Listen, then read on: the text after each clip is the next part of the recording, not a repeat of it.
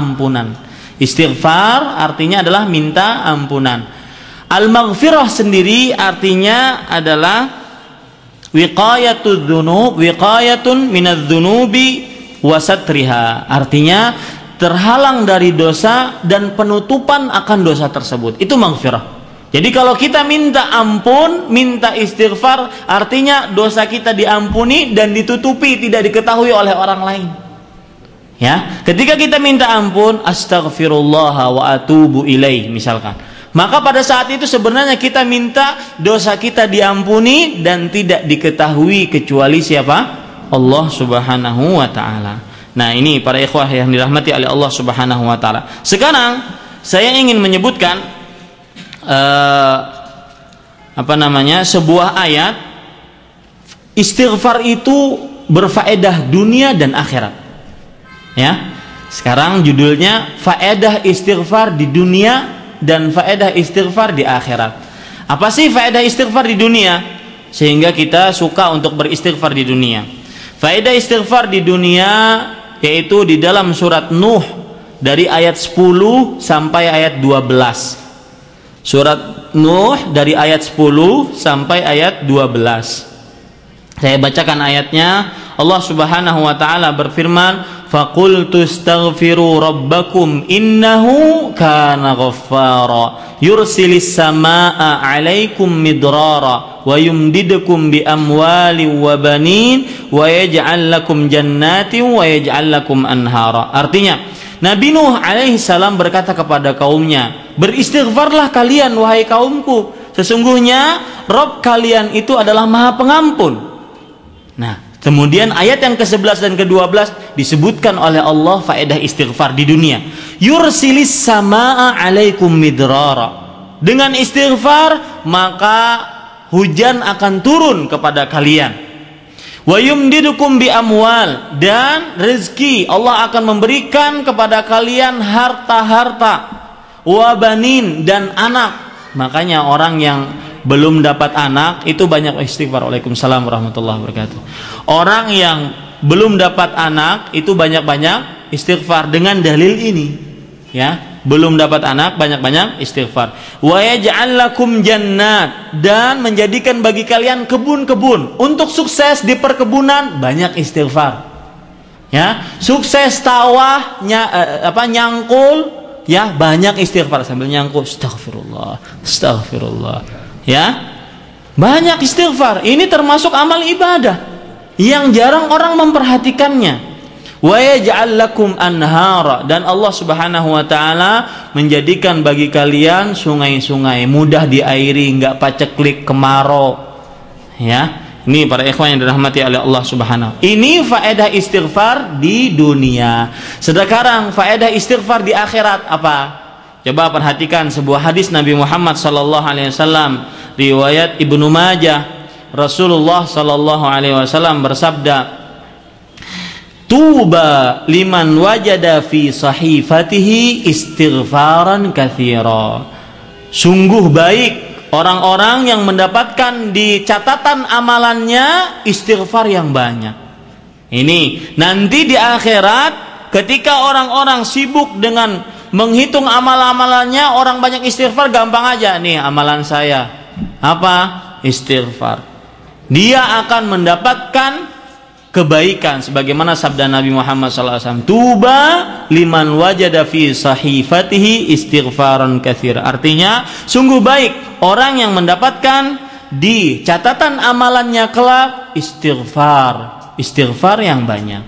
Hadis ini diriwayatkan oleh Imam Ibnu Majah dari sahabat Abdullah Ibnu Busr radhiyallahu anhu. Ini ada apa? Penyebab diampuni dosa yang kedua. Penyebab diampuni dosa yang ketiga yaitu apa tadi? Mentauhidkan Allah dan tidak mensekutukannya dengan sesuatu apapun. Para ikhwah yang dirahmati oleh Allah Subhanahu wa taala, ketahuilah bahwasanya tauhid adalah sebab teragung, sebab terbesar diampunkannya dosa oleh Allah Subhanahu wa taala. Dan dosa seorang hamba tidak akan diampuni oleh Allah Subhanahu wa taala selama dia tidak bertauhid kepada Allah Subhanahu wa taala. Jadi boleh dikatakan man faqadat tauhid faqadal maghfirah. Barang siapa yang tidak memiliki tauhid, kehilangan tauhidnya, berbuat syirik kepada Allah, maka dia akan tidak memiliki ampunan dari Allah Subhanahu wa taala. Sebagaimana firman Allah Subhanahu wa taala, innallaha la yaghfiru an yushraka bihi wa yaghfiru ma duna dzalika liman yasha. Sesungguhnya Allah tidak akan mengampuni orang yang menyekutukannya dan akan mengampuni dosa selain syirik bagi siapa yang dikehendakinya. Para ikhwah yang dirahmati oleh Allah Subhanahu wa taala, kita baca hadisnya, ya bani Adam, wahai anak Adam, innaka law ataitani bi qurabil ardi khataya.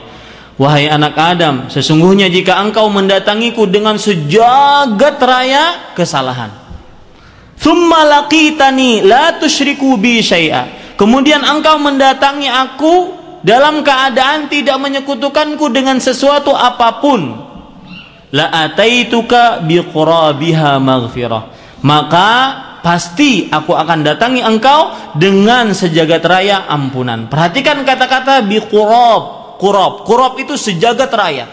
Bayangkan kalau dosanya sejagat raya, Pak. Sejagat dari ujung barat sampai ujung timur, dari selatan sampai utara, dosanya sekian. Tapi kalau dia bertemu dengan Allah dalam keadaan tidak menyekutukan Allah, akan diampuni oleh Allah Subhanahu wa taala seluruhnya. Dan ini termasuk keyakinan orang-orang ahlu sunnah wal jamaah. Ya, sebelum saya jelaskan keyakinan orang-orang ahlu sunnah wal jamaah, perlu diperhatikan di sini. Allah berfirman, "Tsumma laqitani la tusyriku bi syai'a." Kemudian engkau mendatangi aku dalam keadaan tidak menyatukanku dengan syai'a, dengan sesuatu apapun. Di sini syai'a bentuknya umum, sesuatu apapun, baik itu makhluk, baik itu benda mati, apapun, tidak boleh kita menyekutukan Allah dengan sesuatu apapun. Ya, maka Allah akan menggantikannya dengan sejagat raya ampunan.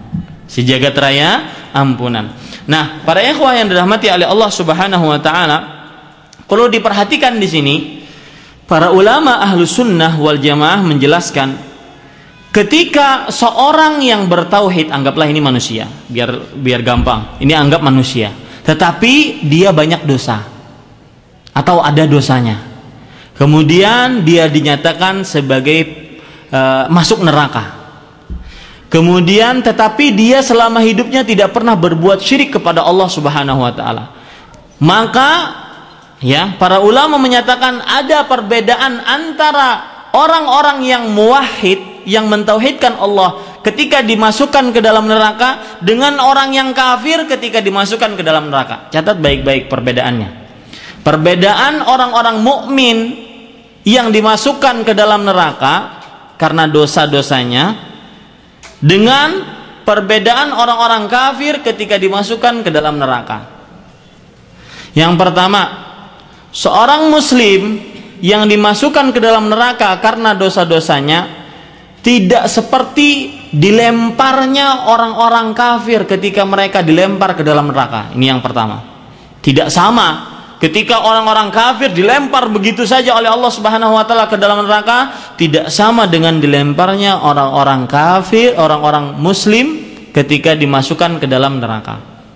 Ini. Yang kedua, orang-orang mukmin ketika di dalam neraka mendapatkan hukuman Allah, tidak sama hukumannya dengan orang-orang kafir yang lagi dihukum juga di dalam neraka. Hukumannya nggak sama. Ini yang kedua. Hukuman orang-orang mukmin ketika kalau seandainya dia masuk ke dalam neraka, maka tidak akan sama dengan hukuman orang-orang kafir, jelas lebih rendah. Ya, dibandingkan dengan orang-orang kafir. Ini yang kedua. Yang ketiga, orang-orang yang beriman ketika dia dinyatakan masuk ke dalam neraka karena dosa-dosanya, lamanya di dalam neraka tidak sama dengan orang-orang kafir. Lama. Perbedaan ketiganya, lama. Ya, lamanya tidak sama dengan orang-orang kafir. Nah, ini perbedaan yang harus kita ingat. Kalau orang-orang kafir dia selama-lamanya abadi kekal di dalam neraka. Tapi kalau orang yang muslim tetapi banyak dosanya, mungkin dia akan dimasukkan oleh Allah dulu, baru nanti dikeluarkan oleh Allah Subhanahu wa taala dan dimasukkan ke dalam surga. Ya, kenapa? Karena Allah tidak akan mengekalkan abadi orang-orang yang tidak mensyirikkan Allah Subhanahu wa taala. Meskipun dia akan diazab dulu oleh Allah Subhanahu wa taala sesuai dengan kehendak Allah, akan tetapi dia tetap akan keluar dengan kehendak Allah Subhanahu wa taala. Dan ingat tadi siang kita mempelajari pada waktu nanti hari kiamat yang paling dibutuhkan oleh seorang hamba, tidak ada lagi pertolongan. Apa? Satu yang bisa nolong, syafaat. Syafaat, orang yang paling beruntung mendapatkan syafaat siapa? Orang yang tidak mensyirikkan Allah Subhanahu wa taala.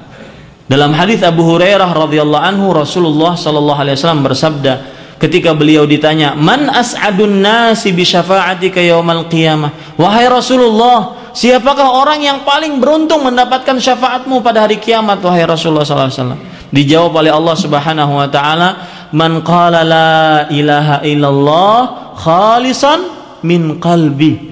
Orang-orang yang mengatakan la ilaha illallah, tauhid, tidak ada ilah yang berhak disembah kecuali Allah, tidak mensekutukan Allah, khalisan, ikhlas, ya, dari hatinya. Kemudian di dalam hadis yang lain Rasulullah sallallahu alaihi wasallam menyatakan, sesungguhnya likulli nabiyyin da'watun mustajabah. Setiap nabi itu mempunyai doa yang dikabulkan, dan setiap nabi telah memakai doanya di dunia. Wa inni ikhtaba'tu da'wati syafa'atan li ummati yaumal qiyamah. Dan sesungguhnya kata Rasulullah sallallahu alaihi wasallam, aku menyimpan doa tersebut untuk umatku sebagai syafaat nanti pada hari kiamat bagi umatku, ya, bagi umatku. Apa kemudian Rasulullah SAW bersabda, fahiyana ilatun insyaallah man mata min ummati la yusyriku bihi syai'a. Maka syafaatku tersebut akan didapatkan oleh umatku dengan izin Allah, dengan kehendak Allah. Bagi siapa? Bagi yang tidak menyekutukanku dengan sesuatu apapun. Intinya, bapak-bapak dan ibu-ibu yang dimuliakan oleh Allah Subhanahu wa taala, 3 terbesar penyebab diampuninya dosa. Yang pertama yaitu berdoa dibarengi dengan harap, yang kedua istighfar, yang ketiga bertauhid dan tidak mensekutukan Allah Subhanahu wa taala. Mudah-mudahan kita termasuk daripada orang-orang yang diampuni dosanya oleh Allah Subhanahu wa taala, dan termasuk orang-orang yang mendapatkan rahmat dan kasih sayang Allah Subhanahu wa taala. Apa yang baik itu hanya dari Allah Subhanahu wa taala, apa yang buruk itu dari kami pribadi manusia biasa. Wassallallahu nabiyana Muhammad walhamdulillahirabbil alamin. Wassalamualaikum warahmatullahi wabarakatuh.